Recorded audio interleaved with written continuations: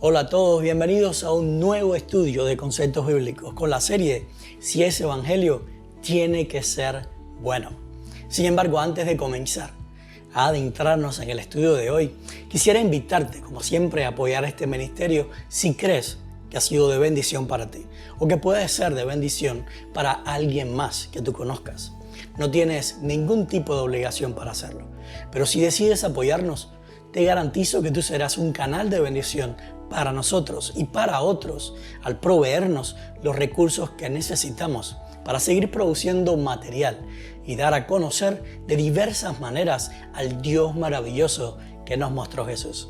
En la descripción de este video, así como en la pantalla, vas a encontrar algunas maneras en las que puedes hacernos llegar tu donación.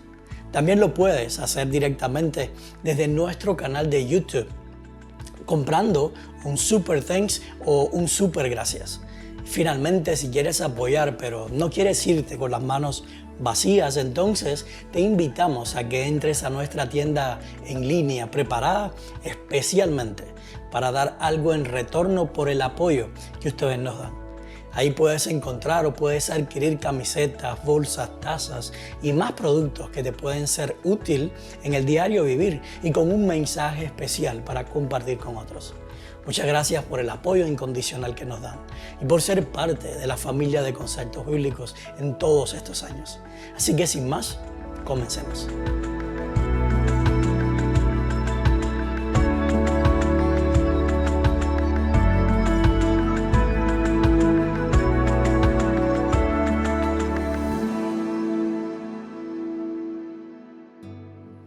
El título de esta semana es Evangelio al desnudo. En el estudio anterior estuvimos analizando la única manera en que se puede desvestir al Evangelio de todas las capas de preconceptos, tabúes y estereotipos que el hombre le ha ido poniendo por generaciones, en especial por medio de la religión. Así que hoy vamos a estar introduciendo cómo es que luce el Evangelio una vez que lo hemos desvestido de todas esas capas por medio de la revelación o el testimonio de Jesús y en forma especial en la revelación de Jesús por medio del mensaje a la iglesia de la Odisea en el Apocalipsis capítulo 3. Nuestro texto de estudio en toda esta serie está en Apocalipsis 3 del 14 al 16, que dice: escribe al ángel de la iglesia de la Odisea. Esto dice el Amén, el testigo fiel y verdadero, el origen de la creación de Dios. Conozco tus obras. Sé que no eres ni frío ni caliente. Ojalá fuera frío o caliente. Por tanto, como no eres ni frío ni caliente, sino tibio, estoy por vomitarte de mi boca. Ahora, lo creas o no, y si tú eres una persona que ha estado involucrada o expuesta a las enseñanzas de alguna religión por un buen tiempo de tu vida, tu mente ha sido entrenada para no percibir el Evangelio o las buenas noticias de salvación tal cual son, o al desnudo, sin ningún tipo de capas puestas por el hombre. Ahora, yo no estoy diciendo que alguien malintencionado se encargó de entrenar tu mente sin tú saberlo. Ni tampoco estoy hablando de algún tipo de teoría conspiracional de las religiones para hacerte un lavado de cerebro, sino que en todas las religiones recibimos, por lo general, información reciclada. Ahora, ¿qué quiero decir con esto?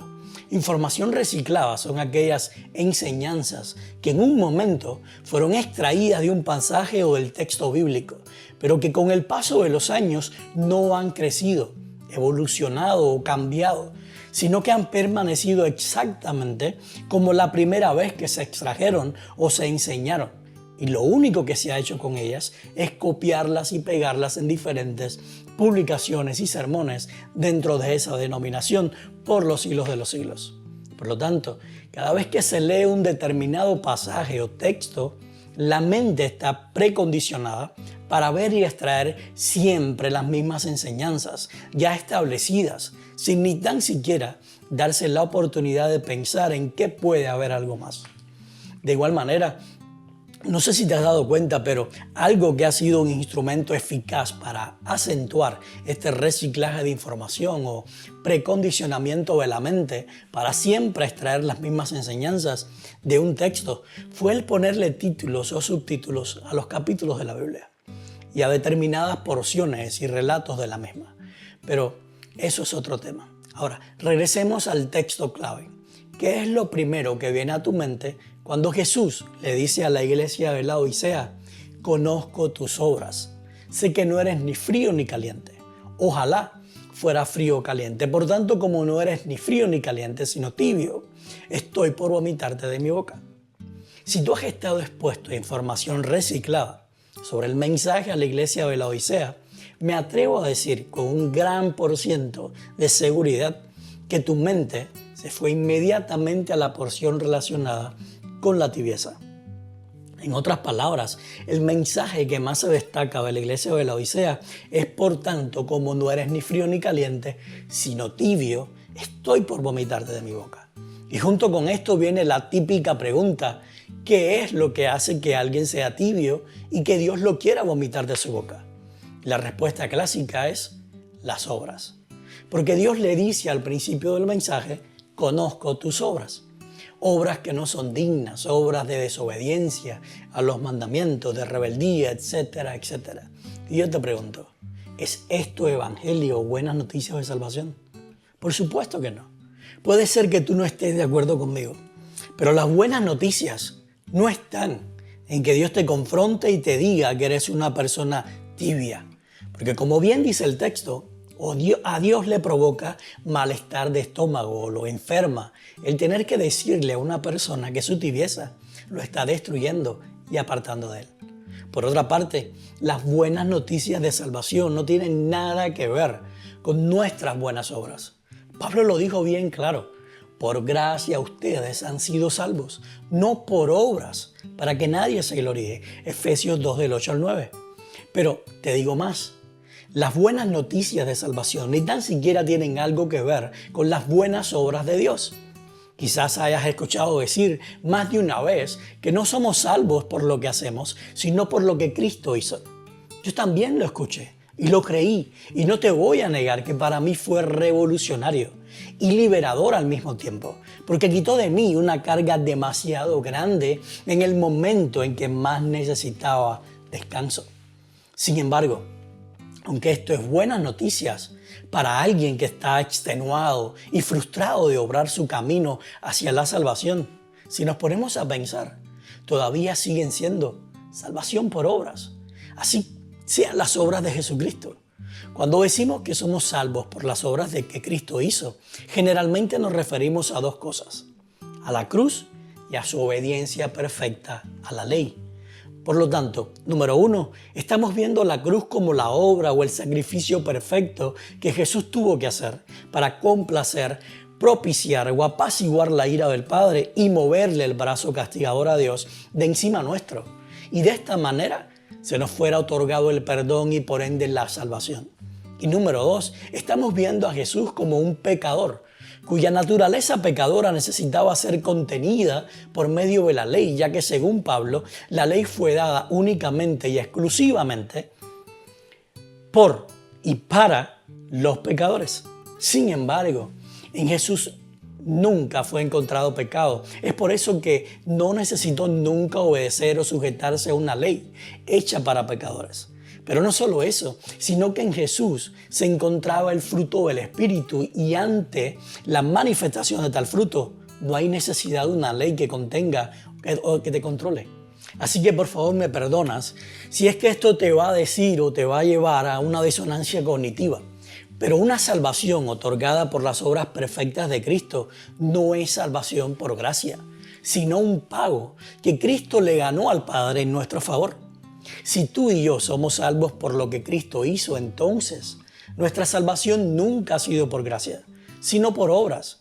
Y si nuestra salvación fue por las obras de Cristo, entonces Dios no envió a su Hijo al mundo porque nos amaba incondicionalmente, como dice Juan 3:16, sino porque Dios se ama a sí mismo demasiado que necesitó que alguien satisfaciera sus demandas o satisficiera sus demandas de una obediencia perfecta y de un sacrificio de sangre o de muerte que cumpliera las demandas de su castigo, para entonces poder recompensarnos por medio de su misericordia.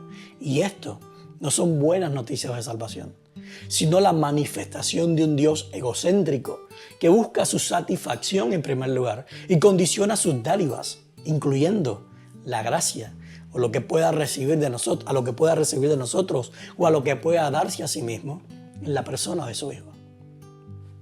Y yo te pregunto, lee Efesios 2 del 1 al 10. ¿Por qué somos salvos? ¿En qué consiste el Evangelio, las buenas noticias de salvación? ¿Qué fue lo que hizo que Dios nos diera vida juntamente con Cristo cuando aún estábamos muertos en nuestros pecados? ¿Qué fue lo que hizo que Dios nos resucitara y nos sentara en el cielo juntamente con Cristo? ¿Qué dice el verso 4? ¿Por qué la obra perfecta de Jesús en la cruz como un sacrificio o por la obediencia de Jesús a los 10 mandamientos o fue por su gran amor con que nos amó? ¿Qué acciona la gracia de Dios hacia los pecadores para darnos salvación? ¿Lo que Cristo hizo o el gran amor con que Dios nos amó? Lee Apocalipsis 3 del 15 al 16. ¿Dónde están las buenas noticias? ¿Dónde está la expresión de alegría o de júbilo? ¿Dónde está lo que Dios quiere?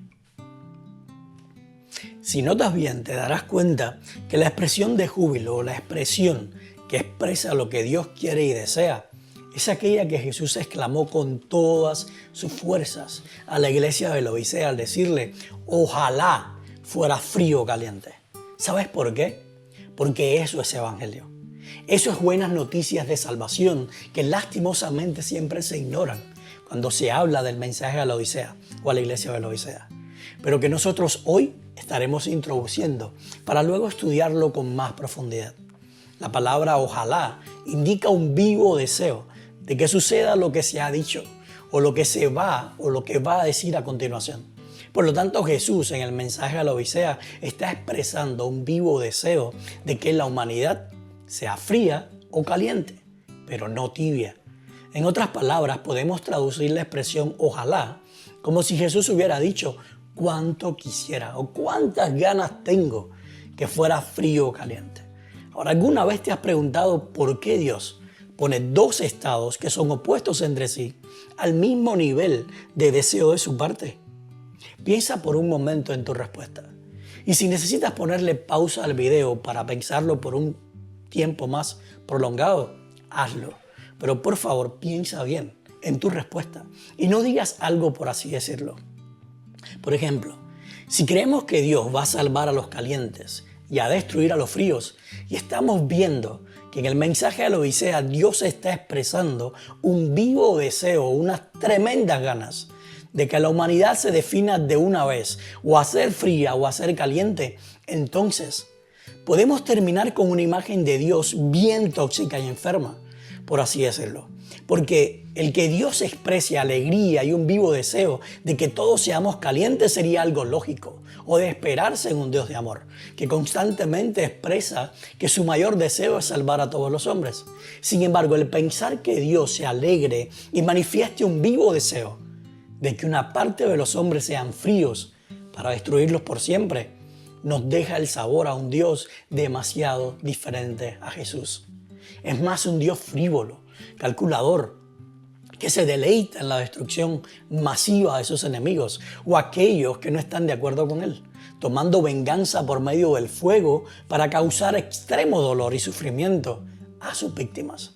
Podemos decir que con toda seguridad que tiene más semejanza con Hitler que con Jesús.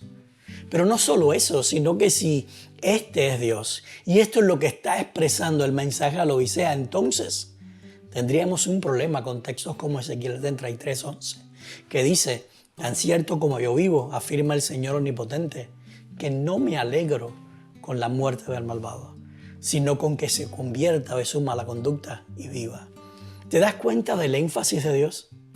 Dios está diciendo que Él no se alegra con la muerte de los malvados. Y por deducción lógica, si Dios no se alegra con su muerte, entonces se entristece cuando ellos mueren. Y si Dios se entristece cuando los malvados mueren, entonces, ¿cómo es posible que Él los mate o los destruya o que tan siquiera anhele hacerlo? De igual manera, tenemos otro problema con 2 de Pedro 3:9 que dice: el Señor no tarda en cumplir su promesa, según entienden algunos la tardanza. Más bien Él tiene paciencia con ustedes porque no quiere que nadie perezca, sino que todos se arrepientan. Por lo tanto, si creemos que Dios destruirá a los fríos, y en el mensaje a la Odisea, Él está expresando su vivo deseo de que algunos sean fríos de una buena vez, entonces, ¿por qué ha retardado tanto su promesa? ¿Por qué Pedro afirma con tanta seguridad de que Dios no quiere que nadie perezca si al final Jesús le está diciendo a la Odisea lo contrario? ¿Cómo Pedro va a estar afirmando que Dios tiene paciencia porque Él quiere que todos los hombres se arrepientan cuando en el mensaje a la Odisea Jesús estaría diciendo que le da igual que se arrepientan o no? ¿Qué hacemos entonces? ¿Asumimos que Pedro estaba mintiendo y afirmando cosas de parte de Dios sin su autorización? ¿O quizás el mensaje a la Odisea no dice lo que muchos piensan que dice? Nota un par de cosas en estos textos que acabamos de ver. Número 1, Ezequiel 33:11. Dios dice que Él se alegra al ver a los malvados convertirse de su mala conducta y teniendo vida. O sea, a Dios le da alegría al darle vida a los malvados, no quitársela. Y número 2, Segunda de Pedro 3:9 dice que Dios quiere o tiene un vivo deseo de que todos los hombres se arrepientan porque Él quiere a toda la humanidad con vida y no solo una parte de ella. Ahora, muchas veces cometemos el error de pensar que esto es solamente el gran anhelo de Dios, pero nunca será la realidad de la humanidad. Sin embargo, noten ustedes que Pedro enfatiza que Dios no ve esto como un anhelo o deseo pasivo que Él tiene, sino que Dios está en constante actividad para lograr eso que Él anhela y quiere, que es que ningún hombre perezca, sino que todos se arrepientan. Y la pregunta sería, ¿cómo está Dios en constante actividad para lograr su anhelo o lo que más quiere? Pedro dice que lo hace al ser paciente con nosotros. El verbo que se traduce como paciencia es en griego makrothumeo, que significa no desfallecer o ser longánime. Ahora, esta es una palabra que no se utiliza mucho actualmente, pero una persona longánime es alguien que le gusta dar o ser solidario sin esperar a cambio. Es alguien que le gusta compartir lo que tiene con los demás. Es amable y de buenas intenciones. También habla de alguien generoso o desprendido. Es por eso que Pablo dice en Romanos 2:4, ¿no ves que desprecias las riquezas de la bondad de Dios, de su tolerancia y de su paciencia, al no reconocer que su bondad quiere llevarte al arrepentimiento? En otras palabras, cuando Pedro dice que Dios es paciente, lo que está diciendo es que Dios constantemente pasa por alto todos los desprecios de la humanidad para manifestarnos las riquezas de su amor, siendo bondadoso, tolerante, misericordioso, perdonador, amable, generoso, bendiciéndonos y creando maneras de hacernos el bien en todo sin esperar nada a cambio de nuestra parte, porque es de esa forma que Dios cumple su gran deseo y anhelo de que todos los hombres se arrepientan o cambien su mente con respecto a Él y ninguno tenga que perecer consumido por el pecado. Y yo te pregunto, ¿ya pensaste bien en tu respuesta? ¿Por qué Dios pone dos estados que son opuestos entre sí al mismo nivel de deseo de su parte?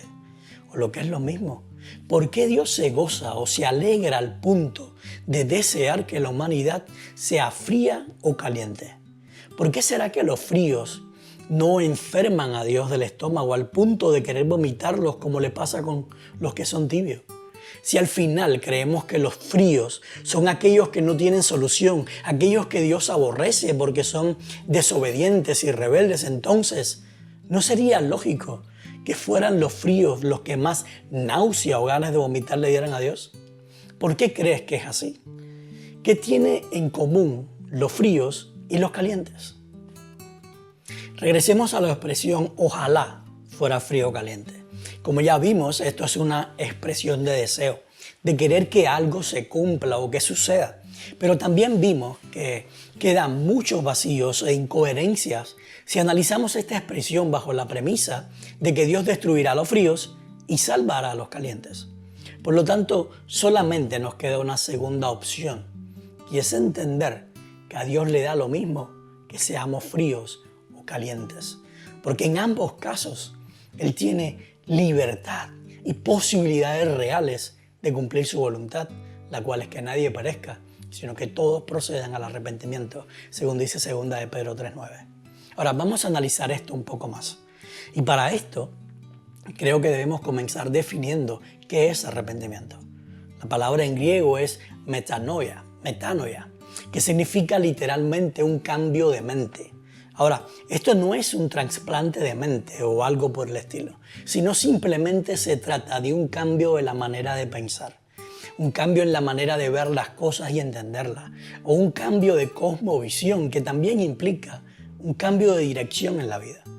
Las personas que Dios llama calientes son aquellas que pasan por este proceso de cambio de mente. Sin embargo, el arrepentimiento o la metanoia no es algo que sucede una vez y ya, sino que es más bien un proceso que sigue constantemente en nuestra vida porque Dios no deja de revelarse.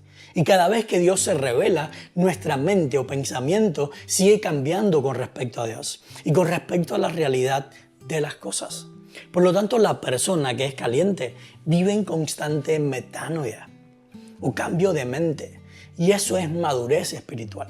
Es vivir en el reino de los cielos, es disfrutar de la libertad que se tiene en Cristo y es ser un replicador de esa experiencia en el mundo. Ahora, ¿qué pasa con las personas o con la persona que es fría? Primeramente tenemos que definir qué es ser frío según el contexto en el que Jesús está hablándole a la Odisea. Y luego ver qué otras cosas dijo Jesús o la Biblia sobre ser frío. Si recuerdan, en el primer estudio vimos que el Evangelio ha sido revestido de capas, de preconceptos, tabúes y estereotipos a lo largo de los años. Y eso ha hecho que generalmente se le llame frío a los ateos, agnósticos o personas que no tienen ni quieren tener ningún tipo de relación con la religión. Incluso hay muchas veces en que la religión ha ido más allá y ha catalogado como fríos a aquellos que una vez creían lo mismo que ellos, pero que luego creyeron o pensaron diferente. Sin embargo, eso no es lo que Jesús enseñó sobre ser frío. De hecho, el mejor contexto para determinar a qué se está refiriendo Jesús cuando habla de ser frío nos lo da la etimología de la misma palabra que es utilizada por él en el griego. En el mensaje a la Odisea, Jesús utiliza el adjetivo sucros, que se traduce como frío, pero este adjetivo viene del verbo griego psycho, que significa literalmente respirar o soplar frío, pero que metafóricamente significa amor menguante o amor que disminuye, que se apaga, que se extingue. Por lo tanto, cuando Jesús dijo ojalá fuera frío o caliente, se estaba refiriendo a personas que están en lados opuestos con respecto al amor. Personas en las que el amor incondicional va creciendo y personas en las que el amor incondicional va decreciendo. De hecho, cuando Jesús le habló a sus discípulos en Mateo 24 sobre el fin del tiempo, utilizó el verbo psycho. Al decirles, habrá tanta maldad que el amor de muchos se enfriará. Psycho. Verso 12. Ahora, quiero que prestes atención a esta oración y la busques en todas las versiones bíblicas que encuentres. Te garantizo que el 99% de las versiones en español, por no decir el 100%, y dejar un margen para la duda, traducen mal este verbo porque ponen a la maldad o a la iniquidad como la razón por la cual se enfriará el amor de muchos. Y eso no es lo que dice el texto. La palabra en griego es anomía, que significa literalmente el estado de vivir sin ley o no tener ley. Ahora, muchas personas interpretan anomía como el vivir sin guardar y obedecer la ley de Moisés o los 10 mandamientos. Sin embargo, yo voy a sugerir que Jesús se estaba refiriendo a una ley mucho mayor, mucho mejor y más excelente que la que fue dada a Moisés en el Sinaí, y que fue precisamente la ley que inspiró al decálogo o los 10 mandamientos. Y esta es la ley del renunciamiento por amor o el amor que no busca lo suyo.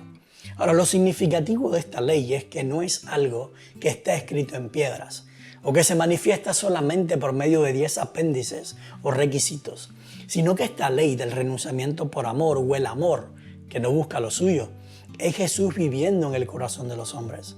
Jesús dijo ser el cumplimiento de la ley y los profetas, o aquel que perfecciona, da sentido, magnifica su expresión más sublime, lo dicho por la ley del Sinaí y los profetas.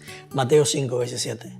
Pablo por su lado dijo que el amor es el cumplimiento de la ley, Romanos 13:10. Y Juan dijo que Dios es amor, primera de Juan 4:8. Por lo tanto, si nosotros unimos estas tres declaraciones, nos damos cuenta que Jesús es la ley del renunciamiento por amor, o la ley del amor incondicional, agape. En otras palabras, Mateo 24:12 dice anomía, lo cual es el estado de vivir sin Jesús, o la ley del renunciamiento por amor. Es la causa por la cual el amor, agape, se enfriará en muchas personas. Ahora hay algo más que dice la Biblia y te vas a dar cuenta porque hace tanto sentido esto que acabamos de decir de Mateo 24:12. Cantares 8, el 6 al 7 dice, como llama divina es el fuego ardiente del amor. Ni las muchas aguas pueden apagarlo, ni los ríos pueden extinguirlo. Jesús es esa llama divina, es ese fuego ardiente del amor que nada ni nadie puede apagarlo. Por lo tanto, la persona que mantiene a Jesús o al fuego del amor incondicional en su corazón es una persona caliente.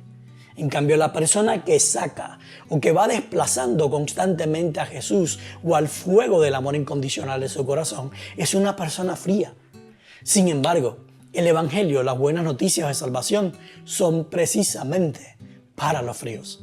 Es por eso que Jesús no ve la frialdad como un impedimento para salvar, sino como la condición de la cual necesitamos ser salvados o sanados.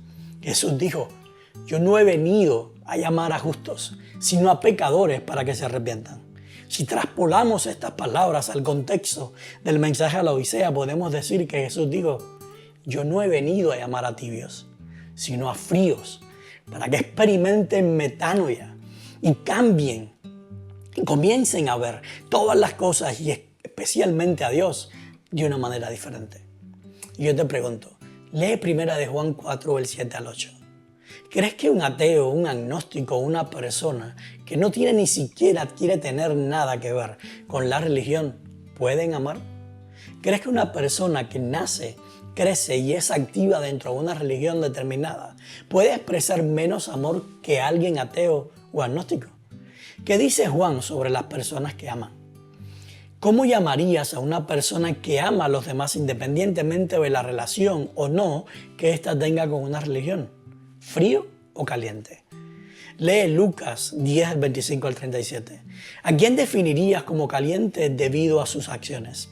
¿Al sacerdote, al levita o al samaritano? ¿Cuáles de ellos se amaban a sí mismos más que al necesitado y cuáles presentaron los principios de la ley del renunciamiento por amor o el amor que no busca lo suyo? Lee Génesis 12, del 10 al 20. ¿A quién definirías como caliente debido a sus acciones? ¿A Abraham o a Faraón? ¿Cuál de los dos era visto como enemigo de Dios y cuál como amigo de Dios? ¿Cuál de los dos se amaba a sí mismo y cuál de los dos presentó los principios de la ley del renunciamiento por amor o el amor que no busca lo suyo? Lee Génesis 20, del 1 al 17. ¿A quién definirías como caliente debido a sus acciones? ¿A Abraham o al rey Abimelech?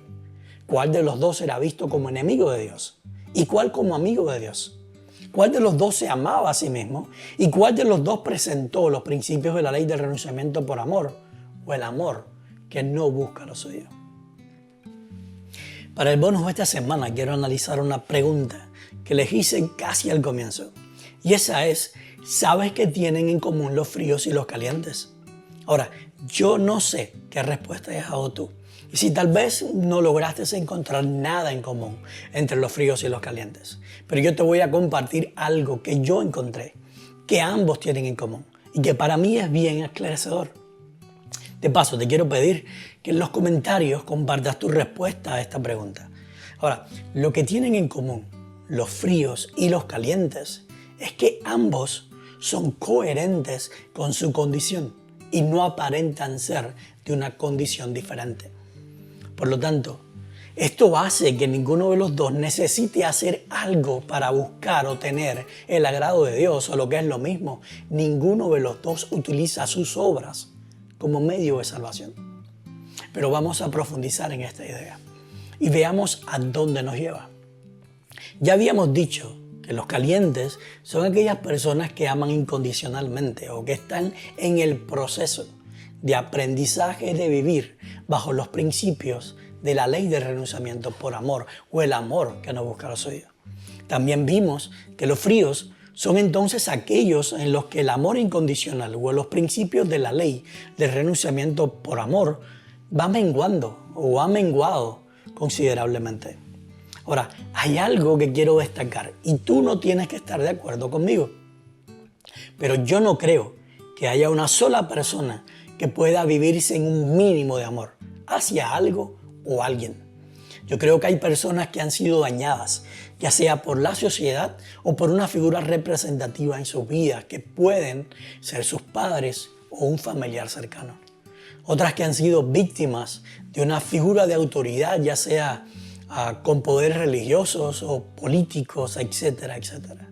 Y esto ocasiona trastornos severos y traumas que, por decirlo de alguna manera, adormecen en ellas expresiones del amor que las lleva a entrar en un estado inducido de frialdad emocional que en algunos casos congela por completo a la persona.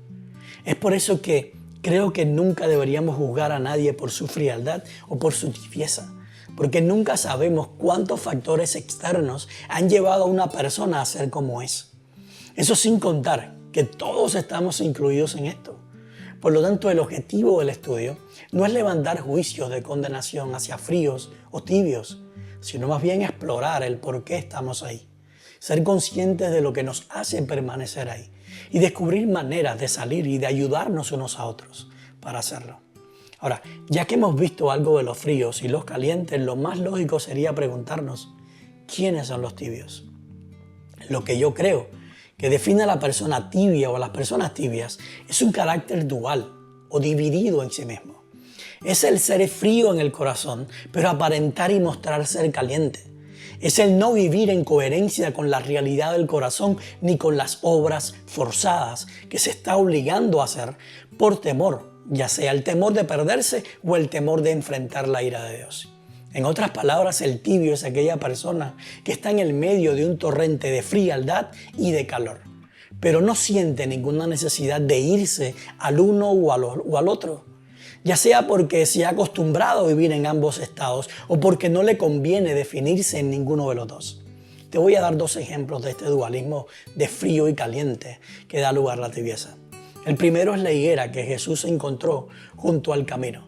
Mateo 21, 18 al 19 y Marcos 11, del 12 al 14 registran que una mañana Jesús sintió hambre y se acercó a una higuera bien frondosa con la esperanza de encontrar higos.